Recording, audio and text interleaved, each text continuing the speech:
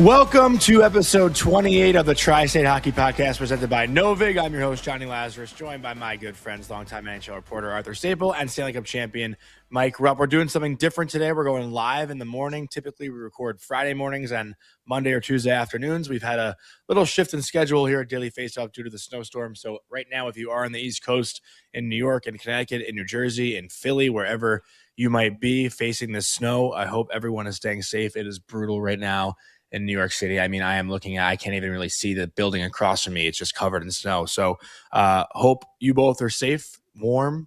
Arthur, I know you did a couple hours of shoveling this morning, so hope you're recovered from that. But we do got a lot to talk about. Obviously, repping the hat right now, the red, white, and blue. Team USA wins the gold medal for the first time since 1980.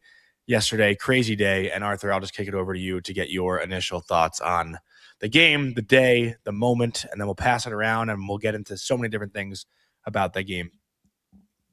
It was great. Just a, goosebump moment, no matter who you're rooting for, USA or Canada. It was just lived up to the hype. We don't always get that. I feel like we've been so lucky as NHL watchers and fans the last couple of years, Florida and Edmonton going almost a distance a couple of times. And, I think we went a pretty long time without a Stanley Cup final game 7. But to get it, the gold medal match, this is the matchup we wanted. It took a couple twists and turns to get there in the medal round, but this is exactly what we were hoping for. And to see, at least the U.S. reps from the Tri-State, Vincent Trocheck, JT Miller did their jobs. What was it, 18 for 18 on the PK in the whole tournament? Guys, I think Troch said it best. He said, they heard people were talking shit about them, and they answered the bell, both of them, and good for them. Who knows how much longer Vincent Trocheck's going to be a Ranger, but it's a good memory to go out with his, with his coaching staff, his GM right now. And then Jack, what can you say? Kid gets his teeth sliced in half late in the game, takes a penalty, which could have been super costly, and comes back and answers the bell. I feel like we've been talking about everything except Jack Hughes, the hockey player, for a long time, at least since his great start to the beginning of the year. And this is a great way to get back into it. And I hope it's a rejuvenation for him. I hope it's a rejuvenation of the love the Devils fans have for him. I hope even if this season is lost, that he can put up a good show the last 6 weeks of the season or so and recommit to whatever's going to, whatever fresh start the Devils get in 26-27, because this is one that's going to last a long, long time, and it's awesome to see. Rupper? Yeah, no, I mean, it was incredible. Just, what I loved about it too is seeing Jack post game and seeing all the interviews he's done. You saw a different level, and you would expect a different level to come out of him as far as emotion, but the way he did the interviews, just like the passion and showing that passion, and man, he showed he's elite. And I think he opened up a lot of people's eyes that maybe didn't put him in certain categories. Like, he's in whatever category you want to put him in. He's in a higher category. Like, he is the upper echelon of the National Hockey League. He showed it. But the brothers in general, Quinn and Jack, their numbers were incredible in the entire Olympics, as well as the Kachucks. But I just think of even earlier that was in the OT, right? The Binnington, the big save on Quinn. Quinn, yeah. And if we watch that replay, it hits literally the thumb area of the glove, turns his glove halfway over, almost goes in right there. So they were all over the game, and they were awesome. But to your point, Arthur, on the Rangers guys, I love it. There's so many storylines because it's those guys. I mean, you can go Connor Hellebuck, man, well earned. Like, this guy's been questioned so much. I just think coming into this tournament, you had certain questions across the board on Team USA. It was, did they take the right guys? That was a question that they answered. Was it, can Connor Hellebuck win in the big moments? They answered that. Can Austin Matthews, Jack Hughes, Jack Eichel step up and be elite when they need them to be? They answered that. So I thought it was an awesome event for hockey in general, but obviously great for Team USA. It is funny, though, Rupper, to that point. I feel like it was either our show or maybe Morning Cup of Hockey where I asked the question, which guy has the most to prove? And I do remember hearing the names. I think it was our show. No, that wouldn't make sense. But I do remember hearing the names Hellebuck and Jack Hughes. those were the guys that needed to show that they're the big game players. And I know that the three of us have certainly called Jack a big game player. Granted, he hasn't played in the playoffs in a couple years, even though the Devils have made it. He's been hurt. But when you go back to that 22-23 season and the Devils play the Rangers and the Canes in the playoffs, Jack was still dominant. Jack helped beat the Rangers, or helped the Devils beat the Rangers in that 7-game series. And he showed up in almost every single game in the big moments, scored the big goals, taunted MSG. He did do that. And I think, Rupper, you said it when we started this show, that Jack kind of needs to remind people of that. And that's what the Devils needed to help bring out in him. Granted, the Devils haven't been able to do that necessarily this year with how things have gone because of his injury. But, I think maybe now people can be reminded. I don't know if you feel that way after this. Yeah. I mean, he's a gamer. I just don't think we've seen enough of him in the playoffs for more people to get on that train.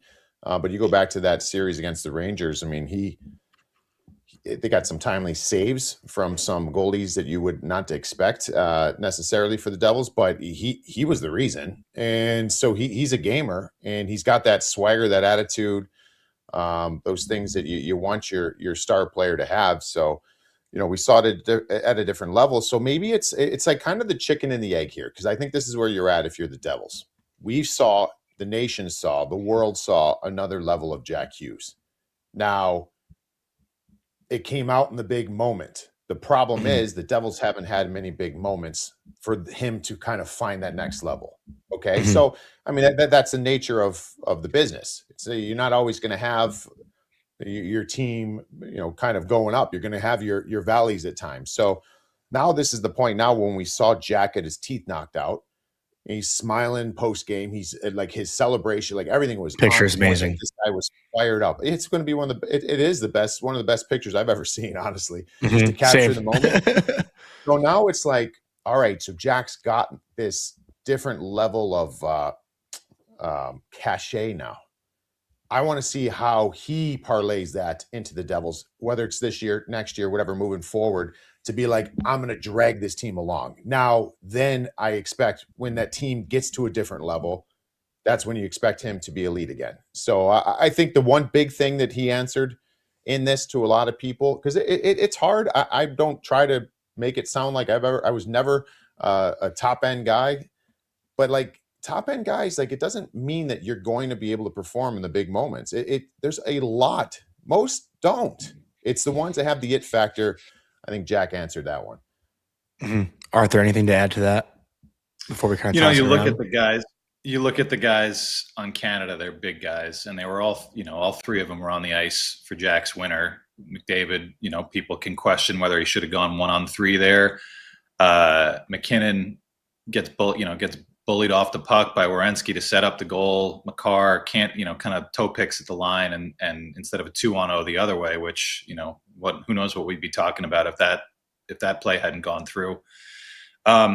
You see guys like McDavid, and I get it. People are taunting him with the, what is the Matthew Tkachuk bridesmaid stuff? Like, that he can't be clutch. Connor's still the MVP of the tournament, just like he's always the MVP of the league. You have to be at that level every day. And that's what separates, the Sids and the Connor McDavids from everybody else, from the guys that are really good and have enough skill to be up there, but don't do it every day or aren't available every day. And I guess you want the thing that Jack takes away from this. Obviously all these games were like high pressure, huge focus on them, highest level, greatest teammates he's ever going to have. Now you go back and you got a Thursday in February in Columbus. You still got to be that guy, and it's hard, man. It's why there's not too many of those guys. So I'd be interested to see, and it's going to be hard maybe to gauge because this season is so gone for the Devils, and there's a lot of changes coming. But I'd love to see him come back in September into training camp, talk in a different way, embracing his role as a leader and the true star of this team, being one of the stars of the Olympics for the USA and basking in that, and then say, all right, I'm going to get to work from game 1 to game 82 and hopefully beyond that, because You do it in this stage, it's incredible, and what's going to come for him, endorsement deals, things like that, is awesome. But now comes the really hard work, and I'm curious to see how much he embraces it. I mean, yeah, he's an American hero forever now. I think that is just that's there's no ifs, ands, or buts. And it's funny, like the kids, I mentioned this yesterday on our post-game show. The kids now coming up through the National Development Program, a lot of them like want to be Jack Hughes. I don't know if that is understood globally. Sidney Crosby scored that golden goal in 2010. Sidney Crosby was the best player in the game. I think yesterday you can kind of tell in that overtime that McDavid wanted to be that guy. McKinnon wanted to be that guy. It felt like in overtime, Canada got a little bit too individual, where the U.S., I think Rupp already mentioned the save, but right off the bat, Quinn Hughes, Matt Boldy connect for a great bing-bang play. Binnington stops it, but the U.S. was the better team in overtime. You could talk about the 5-on-5. You could talk about the game, and I think we'll get into that next, just with a lot of the complaining up north, honestly, which, again, like the post-game quotes that we saw online, I don't know if they were necessarily posted the right way. You watch the video after the game, you see the full quotes. John Cooper's quote, less bitter. Nathan McQuinn's quote, less bitter. But you can tell these guys felt they deserved better up north. But end of the day, Jack Hughes is the hero. Connor Hellebuck is the hero. But just I want to now focus on the game itself and not necessarily the Devils aspect, the Rangers aspect, and Bo Horvat obviously representing the Islanders in this game. The game itself, throughout that game, and I'll start with you, Rupper, did you think the U.S. was going to pull it off? Because the second half of that game, I was pretty much hand in face the whole time. I don't know if you felt the same way watching it. So it was funny because I was sitting there. There's still a substantial amount of time left, and I was thinking, man, if they could just hold on and get to overtime. And I know that that's not the right way. You don't want to have the Team Finland approach. I felt the same way. I was like, I was sitting there. I'm like, usually I would say in a situation like that, when you know that 3-on-3 overtime is coming, usually I would say the Canadians have that advantage. But because the ice was so tilted against Team USA 5-on-5, I'm thinking this might be the best thing for Team USA. This might be I don't want to say the only way they can win, because we see fluky things happen but it's what we saw for about 40 minutes, the second, or, the second and third period. We saw dominant hockey from the Canadians. The Team Canada they were owning everything in that game. So I'm like, man, this can get to 3-on-3. Now, all of a sudden, you got yourself a chance, but it scares the hell out of you, too, because you see the way that 3-on-3 starts. You got McKinnon, McDavid, and Makar. Like, are you serious right now? Like, that might be the best. That might be the best three players in hockey out there to start overtime. And those are the three players that are on the ice for the winner, ultimately. But it would give Team USA a little bit of a different look, and that's what they needed. So, I don't know. I mean, it was a great game. It was one that didn't feel great as far as you're getting late into it. But I just felt like, boys, like, man, you get to overtime, like this could change things. Arthur?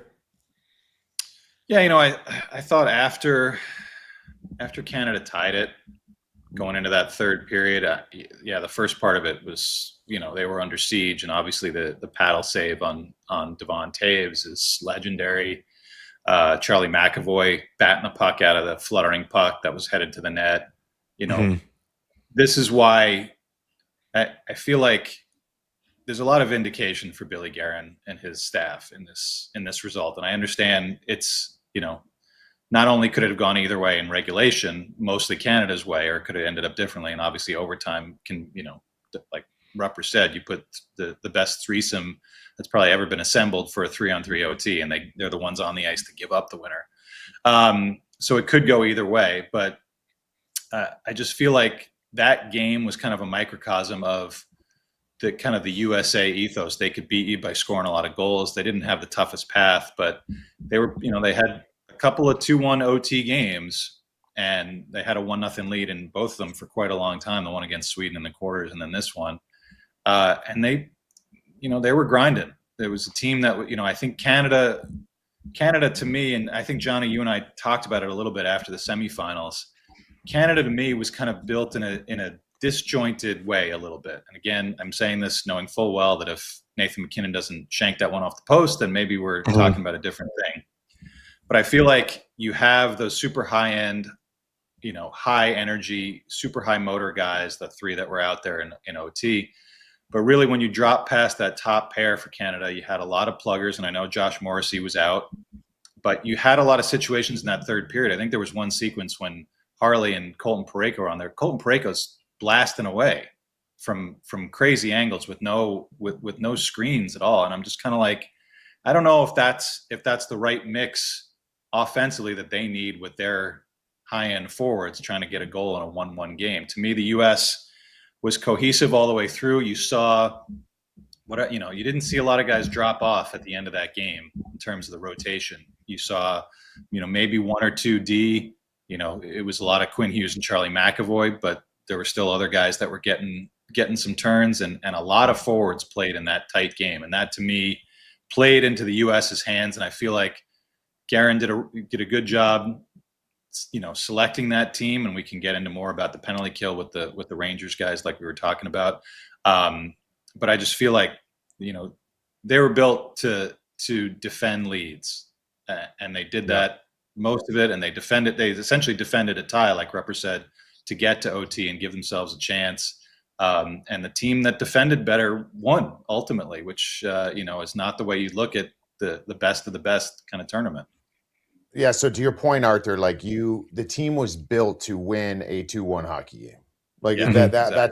That's kind of the path. And was there enough talent on this team if that game got a little squirrely? Absolutely. Like they could put up some points there, but they knew that their MO, the thing they did better than most, is they have, and we saw it find another level in the big moment, Connor Hellebuck. They have a league MVP, back-to-back Vezina winner. They've got the best D-core in the tournament. And they went out and they got those specialty players to fulfill certain elements of their game. So this was like a picture perfect kind of score and game for them in some regards. I mean, obviously you would love for the ice not to be tilted, but they can withstand that because of the talent that they have and the gamesmanship they have on their roster. The one thing I want to kind of point out real quick too, is going to get lost in all of this because of the huge Jack Hughes moment, just I know the nature of all this. Matt Boldy is a fucking gamer. This kid has got balls the way he plays, and I just want to give him some love because getting that first goal, you know how huge that is? That's huge. Can you imagine if they didn't get a lead in this game? And Boldy, the way he did it too, and on your own time, see if you could try to pull it up. I don't even know these days where the hell you pull up highlights and can go back and watch these things because they're so protected with the games. But anyways, he's coming in there. It's a 1-on-2 against arguably the best D pair in hockey and has been the best D pair in hockey for years. And the one subtle thing he did here, we saw him do that little juggle of the puck. So he does the one self flip. So that puck's going down. I was watching it on slow-mo a number of times. I'm sure everybody was. He's doing that self chip to space and trying to split the D and go right up through. And you can watch, I think it was Tave's stick, start swinging through, and he's timing this. He's anticipating where this puck is going to land, and he's swinging his stick through to knock it out, to poke check it out of the way.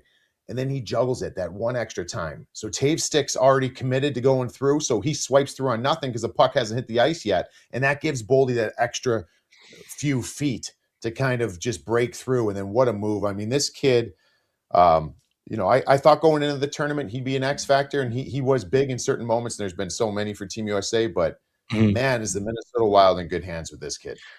I think that was only his second goal of the tournament. He had that first one, like his own rebound on the wraparound, and it might have been the first game. But Boldy was a guy who was due. Incredible goal, Rupper, that should not get lost. And one thing I do kind of want to just get to, this is something that's new for us. We don't do live shows often. So we have the live chat function going right now as we're recording. I feel like we should get to some comments that are being made in the chat. We usually take voicemails, but the one thing that I think we should really clear up, because it's kind of pissing me off, honestly, and I don't mean to make this an individual thing with the person who commented it, but Beachmaster 9042 said, can't even call it a team win. It's an OT sideshow. Whenever you kill off a 5-on-3 in a game, especially a game like that against a team like that, it is a team win. The PK is like the biggest team thing you can find in a hockey game. And listen, for the people that are saying, oh, well, if it was 5-on-5 and OT, then like different story. What makes you think Canada was going to score on Connor Hellebuck again at 5-on-5 if they couldn't do it in regulation? You know, like just because if it was 5-on-5 doesn't mean USA wouldn't have gotten the bounce. Like that was just as much a team win as you can draw up for Team USA. Yeah. Like I hate those comments. Here's the thing: like you can grab it from the surface level of some of the stuff we're seeing. The team is obviously living it up after that big win. But if you go and grab some of the post game, some of the things that the guys said, you know, JT Miller, for an example, he was very, very clear. If we don't have Connor Hellebuck, that's a much different game.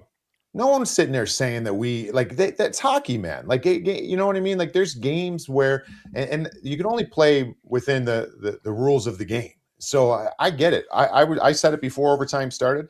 I hate the fact that this is being decided in overtime, and I still feel like that.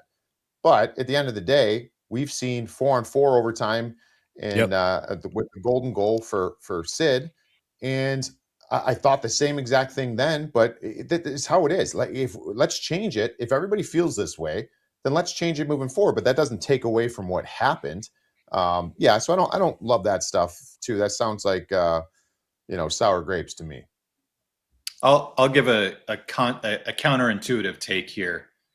This is a tournament that's not real hockey either. It's not an 82 game season. It's not a best of 7. When you get to the medal round, it's one and done. It's the biggest stage. You're trying to get a lot of people watching, and I'm sure that they did. The numbers are probably going to be astronomical when we hear about them in the next day or two about viewership. You're getting a lot of people that don't watch a lot of NHL necessarily or watch every NHL game. You want the highlight moment. Jack Hughes is not going to be that wide open to score that golden goal at 5-on-5. It just isn't. 5-on-5 OT goals are, we've seen it happen in the NHL late in playoff rounds, double, triple overtime. They are ugly fucking goals, man. Almost exclusively. You want a play like this. You want what Megan Keller did in the women's game. You want that open ice to create an incredible moment because it's an incredible stage. I think 3-on-3 is good for this because it's a short tournament. It's showcase essentially. It's for all the marbles. It's for your country. It's incredibly important to everybody and everybody watching. But you also want a highlight reel. And I think we got it in the women's gold medal game and we got it in the men's game. And I don't think we get that if we go to quadruple OT at 5-on-5.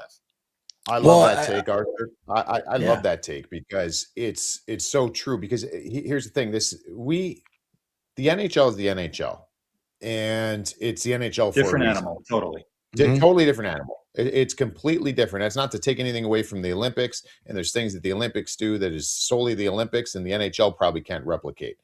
But it's the NHL playoffs are that 2-month-long grind where guys are losing weight. You're finding ways of just surviving. And that kind of evens the playing field in some regards for average to below average players. You're looking at one. So, you know what I mean? So my point being is that's almost like this, the strongest survive, whatever you want to say. It's more of like the warrior type gauntlet that you got to run through. Not that anything in the Olympics is not that, especially because it's happening in the middle of an NHL season. But this is like best on best, even though I hate it as far as I don't like a game of hockey, especially a one game winner take all being decided in 3-on-3. Arthur brings up a great point. You'd much rather see a clean look from a star player than a bounce off a foot, dirty, greasy goal, which anybody would take in that moment. A lot of the ways that the Stanley Cup playoffs are decided in overtime. And completely different animal, and one that maybe it gives us the best of both worlds as hockey fans. So, as much as I hate it, it's an interesting, thought-provoking way of looking at it, Arthur. I think I don't think we would have seen two beautiful goals like we saw with Keller and Jack Hughes. Point being, too, it's never been this way. It's never been 5-on-5 continuous in IHF play. And that's why the complaints are even more annoying. Like, that's why everything post-game, like the people clamoring for it should be 5-on-5, it should be 5-on-5. It's never been that way, ever. So Like Rupper, you mentioned Crosby's goal. Like that was the first thing I went to yesterday. You don't hear people saying, "Oh, Crosby's goal, it was 4-on-4." Yeah, that doesn't really matter as much. Fuck it, 4-on-4. Who says that? The only No thing one. What's the other signature moment that we think of in whatever 20, 30 years ago? Peter Forsberg shootout goal too. Like these are not NHL scripted moments. I've been covering the NHL a long time. You guys played, Johnny, you've been covering it plenty. Plenty of guys in the league. We're conditioned by the league, and that's great. We love it. We don't want to change any of that, but I feel like this is something completely different, as it should be. We only see it once every 4 years, and the rules might be changed by 2030. We might have something different. Who knows? But these signature moments are the ones that live on, and I don't know that we attach those to the rest of the game or thinking about a series or like Rupper said, a playoff grind. It stands alone, and it should, because it was a special occasion. The only thing I think that would bring these two things together, and this will never ever happen, I don't believe, just because of how many games are played already. It would be a big ask, but also it's kind of feels like it's not in the Olympic spirit, because I was going to say, if you had a finals of like a best of three, like for me, then if you have these overtime shootouts or whatever, they like that's different. Never going to happen. I don't think it's going to happen. And but because the whole Olympic spirit, like you're not sitting in there in an alpine, event, and you're like, oh, you won the first one, let's re-rack this and do it again. Like, no, it's about the moment. I mean, that's the great thing about the Olympics is always you've been training your whole life for a moment, one singular moment. So, but I don't know. There's still part of me that would love to see 3 games. I just don't think it'll ever happen. Yeah, I love the World Cup one game. I am a big fan of the one game. I think it's hockey Super Bowl, right? Like that's what makes football so special. It's one game. It's the build up to one game. Just like I would hate a Canada USA. I wouldn't hate it. Obviously, I would love it. Any chance you get to watch Canada USA, it's amazing. But a Canada USA best of 7 series, it's almost like too much. Like you don't want to oversaturate it. Like the special thing about it is the build up to get there and how we rarely see it. And when you do get it, I mean, everyone Saturday night, I not to sound cheesy, I watched Miracle Saturday night. I think a lot of people probably did. A lot of people wanted the build up into the big game Sunday morning. It felt like a Super Bowl, and that was awesome. I don't want that to change, and now we get to talk shit till the next time they play each other, which is amazing. We get it for once. Well, maybe that's something. I think this is stuff that the NHL, the league, will continually, like, we just got back into best on best with 4 nations, and that was an absolute home run. And they're always trying to tweak and change. What's this going to look like moving forward? Is it going to be World Cup? We're going to have some sort of 4 nation expand that, or is it a hybrid, or like what are we? I think this is all a work in progress.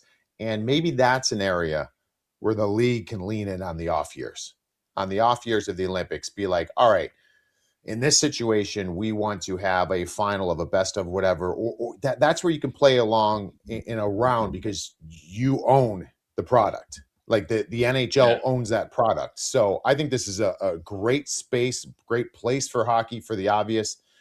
People are talking about hockey that usually don't. Team USA is on everybody's mind across the country, and but this is like for the league to change it in some ways and make it different, because the big thing that's going to be different is there's going to be fighting, there's going to be a little more physical play. You're not playing under those certain rules. Like you already got something good going that we saw in the spring last year, February of last year. So that's I'm really interested to see where the league takes it. Everything we've just watched here and kind of makes their own branding of World Cup or 4 nations. Mm-hmm. Any other thing from the game specifically? I saw one comment too earlier. No mention of Zach Werenski yet. Werenski obviously makes that play in OT, but I think if I can just quickly about Werenski, the play that gets lost. So Connor McDavid takes Jack Hughes one-on-one. Like that's how this whole play starts. McDavid kind of lowers his inside shoulder, tries to cut to the net and tuck it in. And Werenski actually slides over and helps Jack Hughes by poking at McDavid so he doesn't get a lot on that shot. then Werenski makes that play to Hughes, and I'll let one of you take it from there, because that was actually kind of a scary play by Werenski, which he then made up for in the offensive zone. I don't know who wants to take it from here. I don't want to hijack the whole thing, but Rupper, I guess we'll go to you or Arthur. If you want to take this one, you can kind of talk about it. Yeah. Go ahead, Rupper. I love that we have to. It's like we're on radio in 1940. We have to describe all these plays because we can't show any of the highlights. So you can't. I leave it to you guys. You guys have played long enough. You can break it down. It's not really all right. forte. Yeah, we're just going to ask everybody to close their eyes in this moment and envision this play happening. And no, it's a great call by you, Johnny, because the slide over for Werenski is it's recognizing that you have. Let's park it for a second. The other end, we saw a forward at the end of this play playing defense and getting caught in between because he's thinking. That's not his bread and butter. Nathan McKinnon is not a thinker; he's a doer. That's a Ricky Bobby quote. And he kind of pauses. He kind of pauses at a moment and doesn't go. So we all know that in hockey. Like, you get a forward skating backwards and you're a forward attacking, like, you abuse that player, and Connor wanted to do that. So getting that help from him. And then the big thing with 3-on-3, and we see it in the NHL too, is a lot of these plays, the puck has to keep moving north, and it doesn't have to be clean plays all the time. It's got to there's space available, put puck to space. That was a ballsy play though. You see kind of coming around, and Werenski has one hand on the stick, kind of shovels one, chips one to the middle of the ice, is behind Jack Hughes, puts Jack in a really tough spot. But Jack doesn't have to make a play on it. He just has to keep the puck moving north. Jack chips it again. Werenski's going, keeps his speed, and so on and so forth. And Arthur, you explained it really good as far as him kind of bodying up on McKinnon. But man, it's Werenski.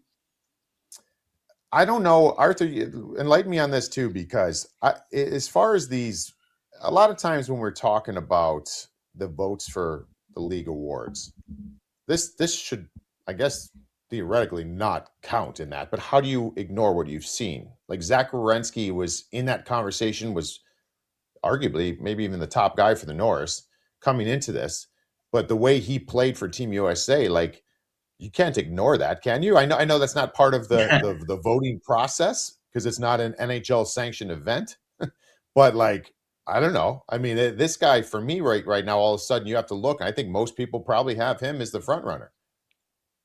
It'll stick in people's minds for sure. And, you can't keep people from being human beings and kind of recalling what they see on the biggest stage. I think Quinn Hughes is probably already going to get lots of votes because of the way that he's played since he's been in Mini, and because he's one of the best defensemen in the world. The way Makar has played. I think it's just the biggest challenge when you're voting for awards is exposure. You're covering a team or a region. You don't get to see a lot of the other regions all the time unless you're, staying up late and eating a bunch of video till 4 a.m, making sure you watch every West Coast game to see all the guys out there.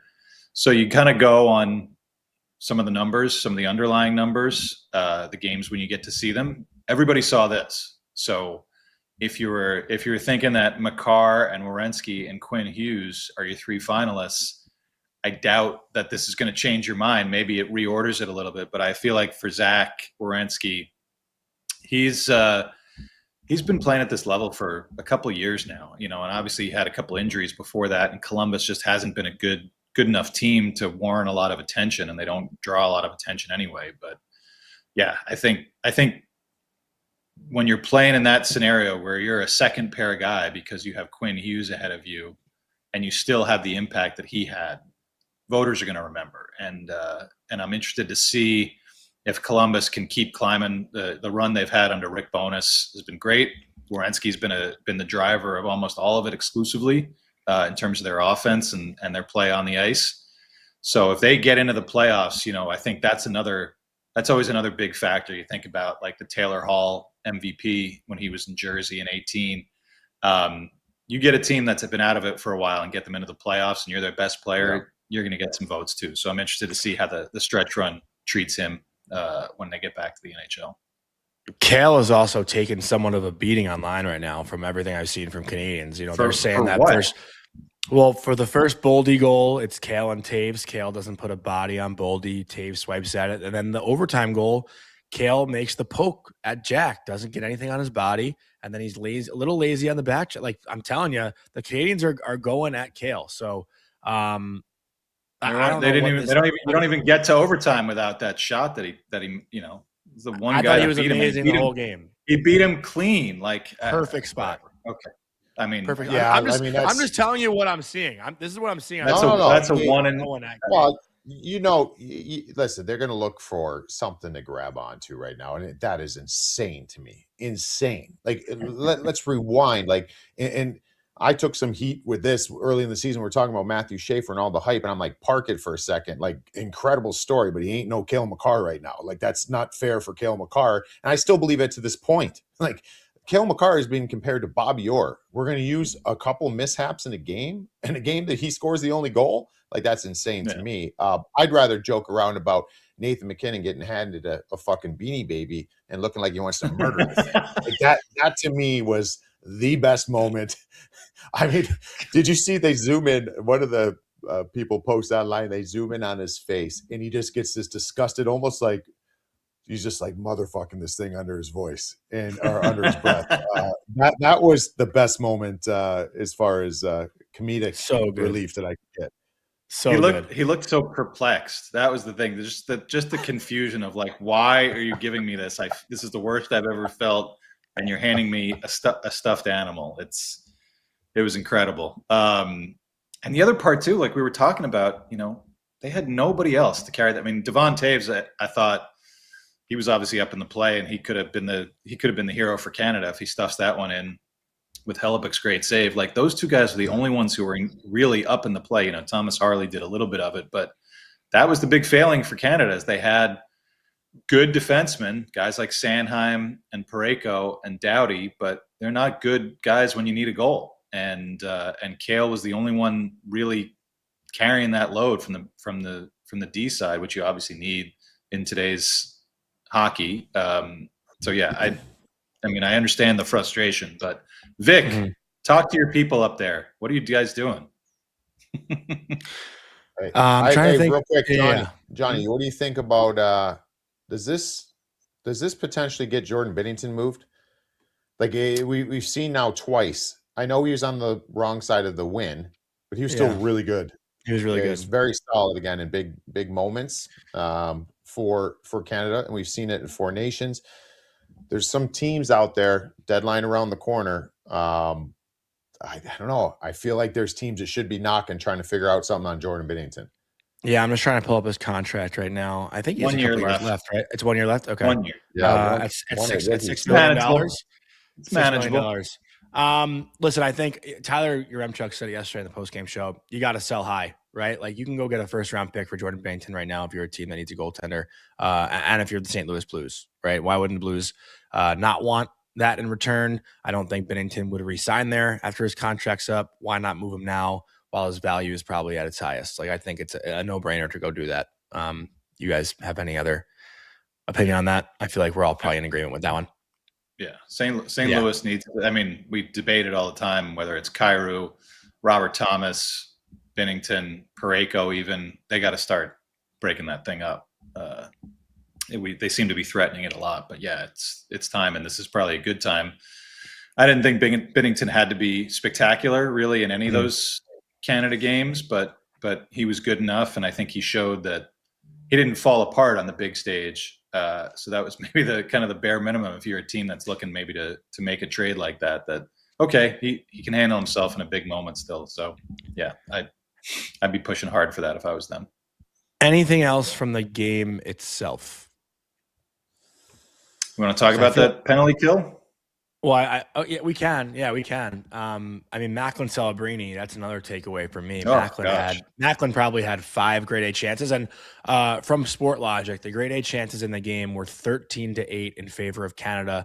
I think the total, I had it up here a second ago, total was 26-12. But, Arthur, you pointed out grade A's are really the only ones that matter. But I'll just read these stats out just for anyone who might care. Grade B chances were 4-2 in favor of Canada. And then grade C was 9-2 in favor of Canada. But the grade A's are really the ones that, those could have gone in any other day. Macklin Celebrini probably had 4 or 5 of them. There's no stat on the individual grade A chances. But you think about the Celebrini one-timer where Hellebuyck kind of gets his pad up against the post. Like that was probably the best chance on the 5-on-3.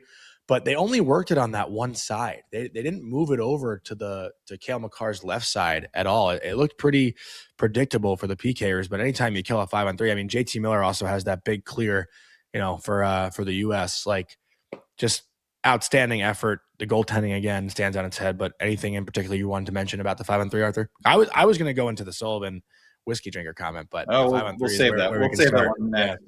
Yeah. It just highlights, how important that kind of stuff is, and selecting guys that are willing to sacrifice to do that job. And it was Trocheck, it was Miller, it was Brock Nelson, who was, scored a bunch in the first couple of games and then we didn't hear from him again. He had a big diving clear at that kind of late power play that Canada got with Jack in the penalty box. You need the role players, and we all questioned it. We all talked about it. You could look at the numbers and say, how could Jason Robertson not be there? But Jason Robertson isn't putting his face in front of a shot or diving at somebody's skates to get a puck out. He's just not. It's not his game. Maybe he can be that guy in 2030 or 2034. But Arthur, what you said it perfectly though. That's not. Now that you're in the tournament, you see how specialty roles and players are so important. Like that's not the swap. You said it on our last episode. I thought this was bang on. If you want to argue Jason Robertson should have been on the team, that's totally fine. But the swap out is Clayton Keller or Kyle Connor. Like that's right. The swap. You know what I mean? It's not JT Miller and Vinny Trocheck. Yeah. I mean, those guys weren't there to score points, and they had a couple early on when the games were easy, but when the games were hard, they did what they were brought there to do, which was win faceoffs, kill penalties, killing a 5-on-3, give Charlie McAvoy a lot of credit too. I thought he was a beast, even without really providing much offense. They didn't really need him to. It was, Jacob Slavin, the guy who you barely notice on the ice because he does so much right, so quietly. It's a lot of those guys that it's the main reason why we're sitting here talking about USA winning gold. Jack is the headline guy, and Connor Hellebuyck is the headline guy, but the role players really made a difference, I think, for them. And there were, a lot of teams took those kind of guys, and there were a lot of questions whether it was Sweden or Canada. And obviously US is the one that gets to pat themselves on the back and say we took the right team, but there's a reason. 18 for 18 on the penalty kill is against the firepower that they faced. Is a pretty amazing stat. Johnny, can I throw something else out there real quick? I got it right off the screen here. It just reminded me. I looked over here. I have a John LeClair 2002 Team USA jersey. I was a big LeClair fan growing up, and it kind of brings it full circle for me because in this moment, you're thinking about. I started thinking about different things. I was thinking about like who was left off the team, the bubble guys. I thought about Adam Fox. You know what I mean? Yeah. Like that's one that came to mind for me. Then I started thinking about Patty Kane, and I was one that like I don't believe there was room on this team for Patrick Kane. Like I understand that decision, but the reason why I want to say this and bring this full circle is I'm looking at John LeClair, a player I looked up to, Team USA guys that meant something to me. Let's not forget the guy who will be looked upon as being a future motivating, presence for kids in the future is Jack Hughes. Off of this, Jack Hughes was a Patty Kane fan.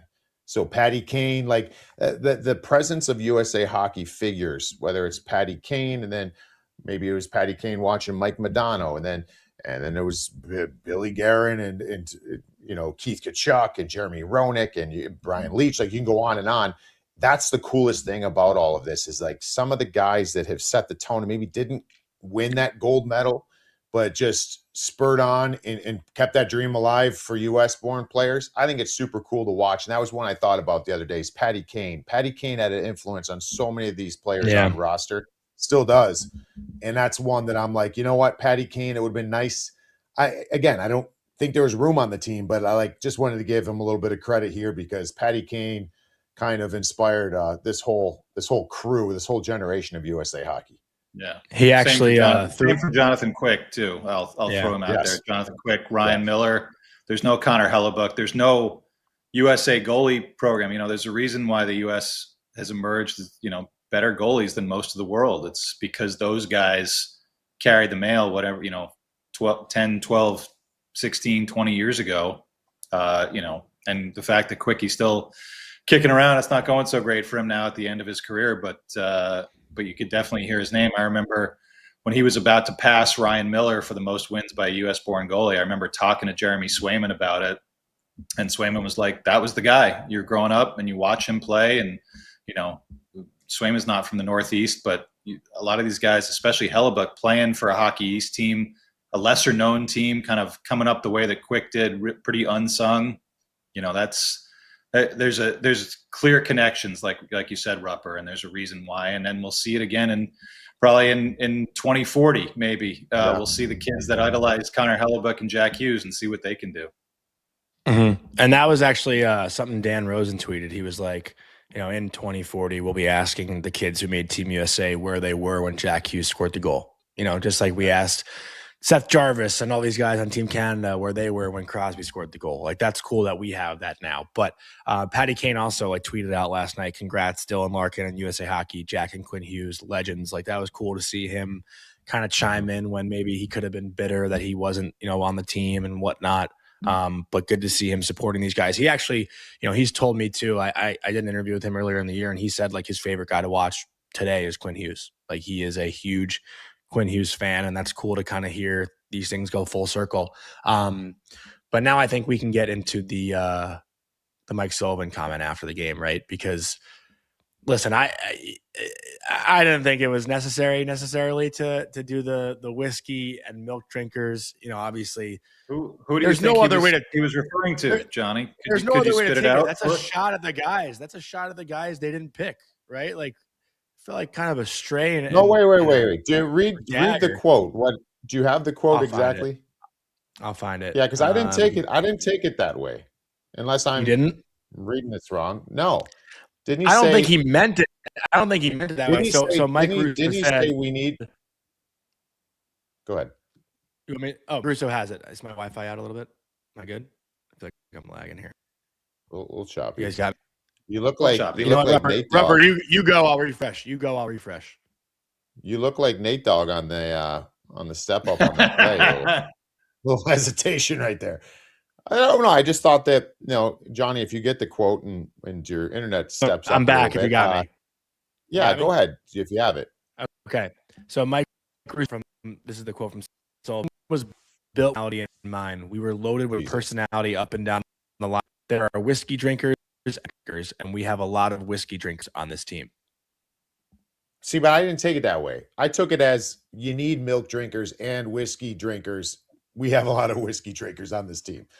Like, I don't know. You took it as we are a team of whiskey drinkers? Like, I this feels funny the way we're phrasing this to each other right now. But like, I thought that meant we have a discrepancy throughout. We have discrepancies throughout our lineup. We have different levels of players and what they do and bring to the table, and you need all of it. You need a well-diverse lineup is how I took it. I didn't think it was like a shot at guys that are not there. I don't think that way. But it could be taken that way. Jeez, what's going on? New York City is screwed. I didn't think it was a shot at the guys they didn't take. I think I'm with you, Rupper. I think you got to have a mix. You got to have role players. And I understand who, you probably know who he's referring to, but are the Hughes brothers whiskey drinkers in this scenario? Like, I don't think so. You need all kinds. And I just feel like, if you're taking it a certain way and whether you're Cole Caulfield or Robertson or Adam Fox, I don't think that's necessarily a shot at them, but maybe one day someone can ask Sully what he meant.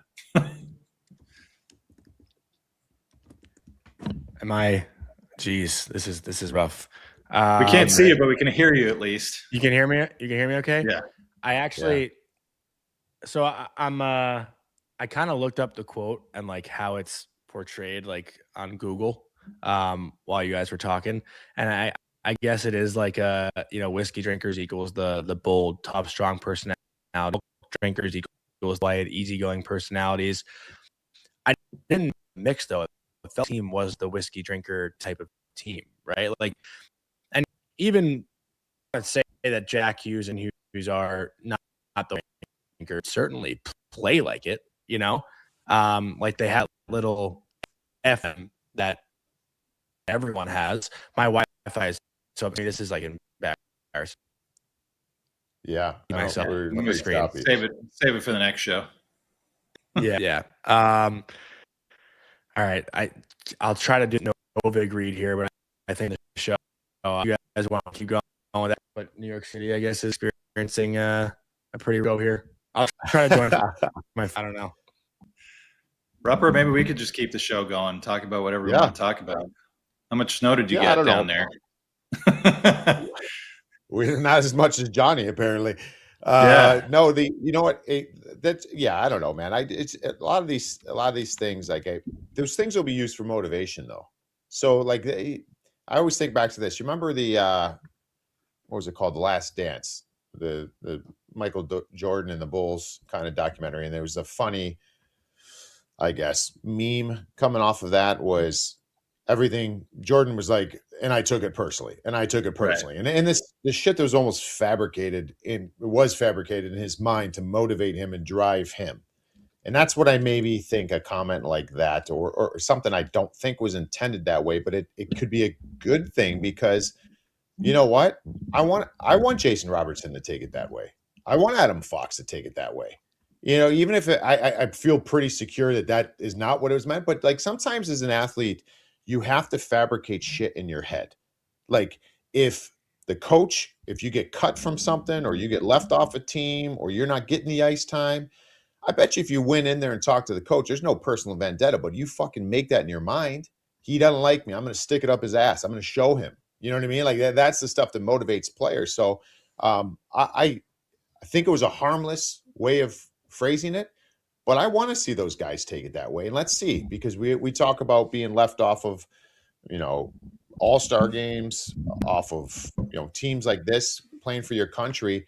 And we saw the type of run. Remember, even last year, Four Nations, what Jason Robertson did. And Jason Robertson this year was on fire. Like, let's keep seeing him push the envelope. It's good for him, and it's good for USA Hockey in the future because he'll be on the team. Yeah, for sure. All right, well, Johnny's Wi-Fi, maybe all of Manhattan's Wi-Fi has crapped out on us. So I get the honor of wrapping up the show, but this was awesome to do it live, even though we have moments like this. Thanks, boys. This was awesome. We're brought to you by Novig. Use code DailyFaceoff to get $50 in Novig coins when you spend $5 on your first purchase. And Tri-State Hockey podcast will be back on Friday with some NHL games to talk about. It'll be awesome. So thanks, Johnny. Thanks, Rupper, Arthur Staple. We'll see you next time. Enjoyed that video, and if you want to see some more Tri-State Hockey content, don't forget to leave a like and comment on the video below, and also subscribe to the Daily Faceoff YouTube channel.